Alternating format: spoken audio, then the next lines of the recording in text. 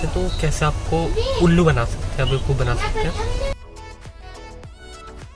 यार महाराष्ट्र में हर चीज़ 3 दी जाती है, हमारे यहाँ 3 रोटियाँ पराठे नहीं दिए जाते हैं किसी को भी। और एक आम के अचार का पैकेट है कि इसका जो प्लेटफॉर्म नंबर 1 है उसकी जो लेंथ है वो लेंथ वाइज इंडिया का 5th लॉन्गेस्ट प्लेटफॉर्म है और वर्ल्ड का 7th। मैं पहली बार हमसफ़र एक्सप्रेस का सफ़र कर रहा हूँ।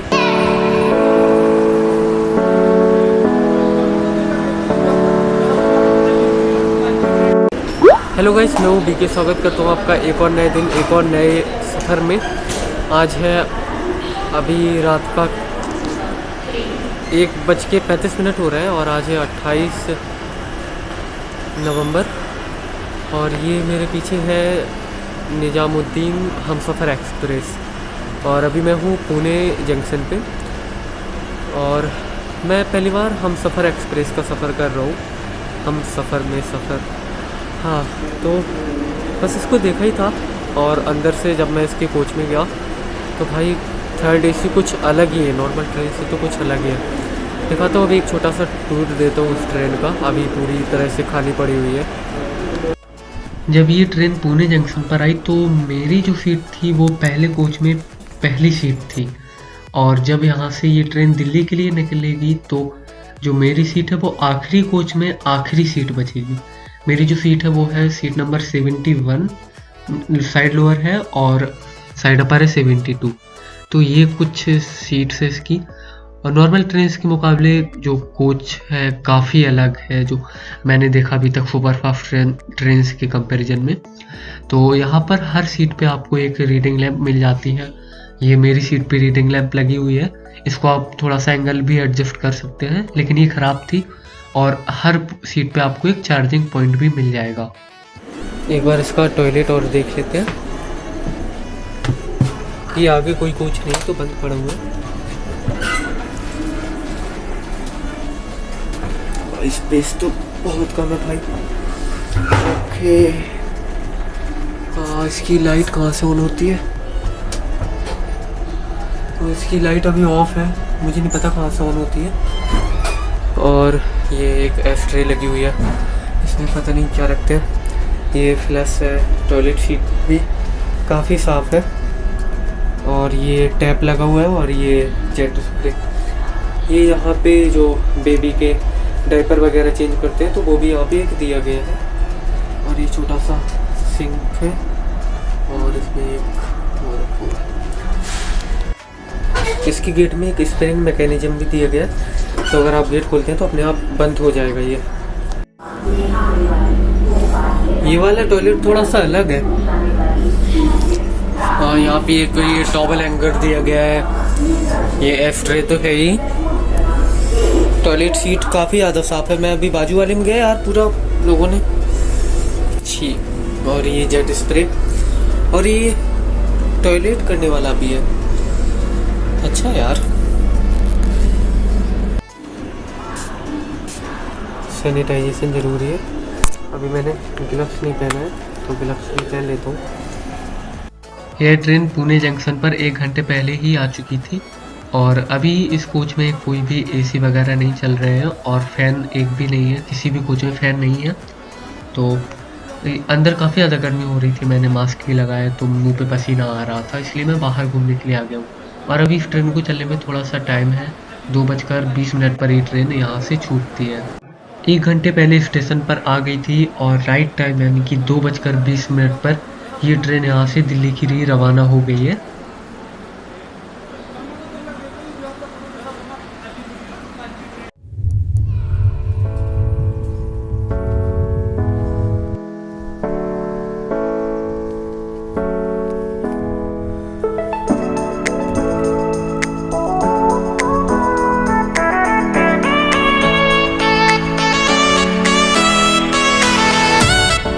गुड मॉर्निंग गाइस, सुबह हो गई है और रात में तो इतनी ज़्यादा गर्मी हो रही थी कि मैं सिर्फ टी-शर्ट में ही घूम रहा था। और अभी सुबह के टाइम पे कुछ ऐसा सीन है कि मुझे अपने बैग में से सारा सामान खोलकर ये ब्लैंकेट निकालना पड़ा है।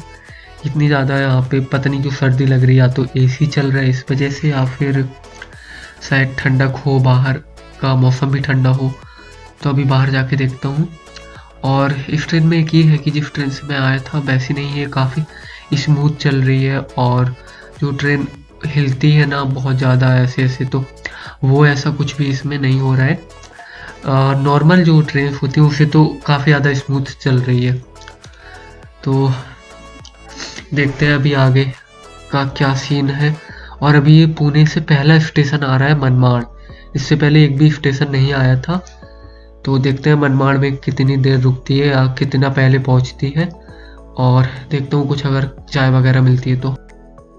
एक चीज़ और मैंने इस ट्रेन में अलग देखी है, कुछ यूनिक देखी है, कि जो साइड लोअर सीट होती है उसमें ऐसा होता है कि जो सीट का ऊपर का पार्ट होता है उसको बंद करते हैं, तब कहीं जाके वो एक पूरी लेटने के लिए सीट बनती है, लेकिन उन दोनों का जॉइंट बीच में रह जाता है। तो उस जॉइंट को कवर करने के लिए यहाँ पर एक अलग सी सीट दी गई है, आप उसको ऊपर की तरफ पुल करके बैठा सकते हैं। अभी सुबह का 10 बज रहा है और ट्रेन भुसावल में रुकी हुई है। यहाँ भुसावल में केला बहुत होता है, मैं लेके आया हूँ। अभी एक बात बताता हूँ कि केला अगर आप लेने आते हैं तो कैसे आपको उल्लू बना सकते हैं, बेवकूफ़ बना सकते हैं कि 20 के 6 देते हैं और 30 के 10 देते हैं। अगर आप बोलेंगे कि 20 रुपए के दे दीजिए तो वो बोलेंगे कि नहीं 30 के ले लो, 30 के 10 आ जाएंगे। आपको लगे हाँ ज़्यादा आ रहे ले लेते हैं, लेकिन ऐसा नहीं होता। अगर देखा जाए तो 10 रुपए के 3 केले आ रहे हैं और 30 में सिर्फ 1 केला ज़्यादा पड़ रहा है और कुछ नहीं। हाँ अगर आपको ज़्यादा चाहिए, जैसे मुझे ज़्यादा चाहिए था तो मैंने 30 के 10 ले लिए, नहीं तो 20 में भी काम चल जाता।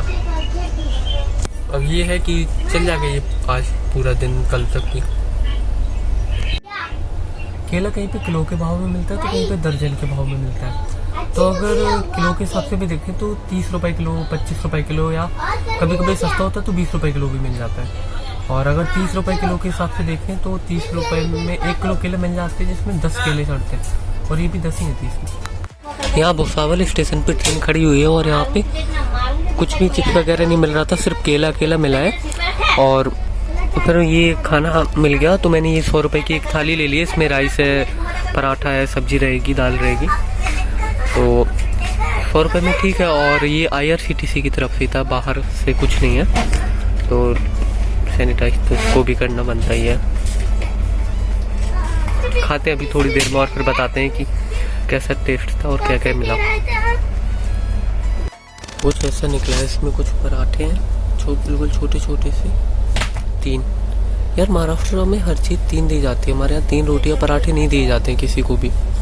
और एक आम के अचार का पैकेट है, राइस है, ये दाल है और ये कोई सब्जी है। चलो अच्छा है जो भी होगा। 25 तारीख की शाम को एक शादी में खाना खाया था, उसके बाद से कुछ नहीं खाया, सिर्फ पार्ले जी ही खा रहा हूँ वो भी शायद 2 या 3 पैकेट ही खाया हूँ।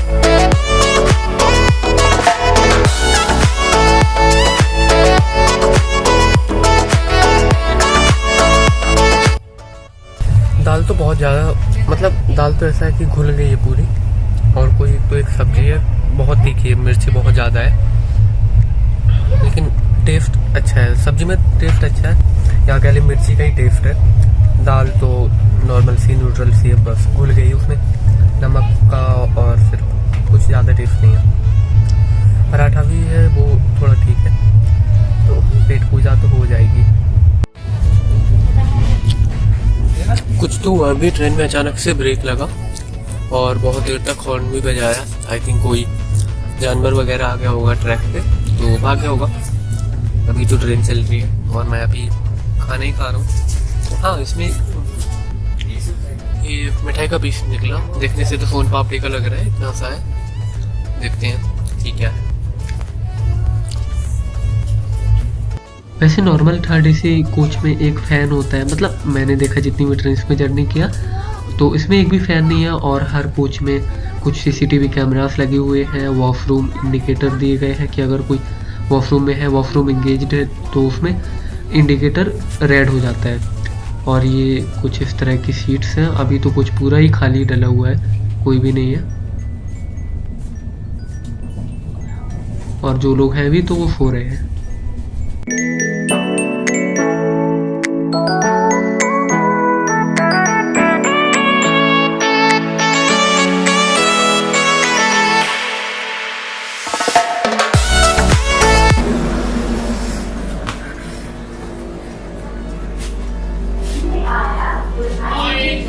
लगभग आधी रात निकल गई है और आधे से ज़्यादा दिन निकल गया और अभी तक ट्रेन से बेकार से पहुंची है। मतलब कि पुणे के बाद मनमाड़ रुकी, भुसावल रुकी और तीसरे स्टेशन ये इटारसी आ गया।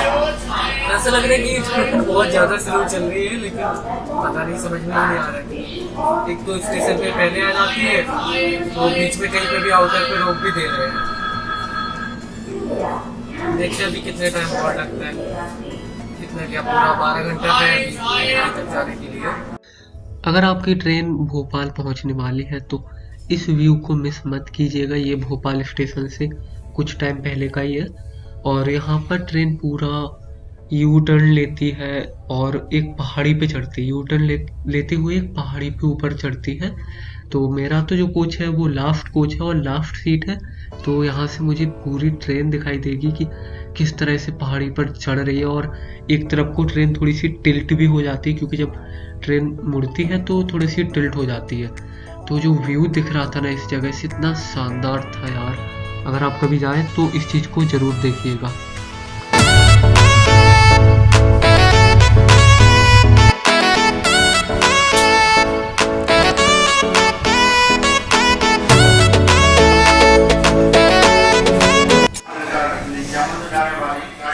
अभी ट्रेन आ गई झांसी जंक्शन। झांसी के बारे में एक जो बात है कि इसका जो प्लेटफॉर्म नंबर 1 है उसकी जो लेंथ है वो लेंथ वाइज इंडिया का 5th लॉन्गेस्ट प्लेटफॉर्म है और वर्ल्ड का 7th। 4:05 हो रहा है और अभी ट्रेन आ चुकी है हजरत निजामुद्दीन यानी कि दिल्ली। और यहाँ पे तो इतनी ठंड है, रजाई छोड़ने का ही मन नहीं हो रहा था। और वहाँ महाराष्ट्र में ये जैकेट भी मुझे निकालनी पड़ गई थी, इतनी गर्मी हो रही थी। तो चलता हूँ अब आगे और ये जर्नी यहीं तक की थी। मिलते हैं अगले किसी ब्लॉग में, तब तक के लिए बाय बाय, टेक केयर। अभी सुबह का 4:30 हो रहा है और ये हजरत निजामुद्दीन रेलवे स्टेशन के बाहर का सीन है। यार इस टाइम भी इतने सारे ऑटो वालों की भीड़ लगी हुई है और पकड़ पकड़ के बोल रहे हैं कि ऑटो चाहिए ऑटो चाहिए।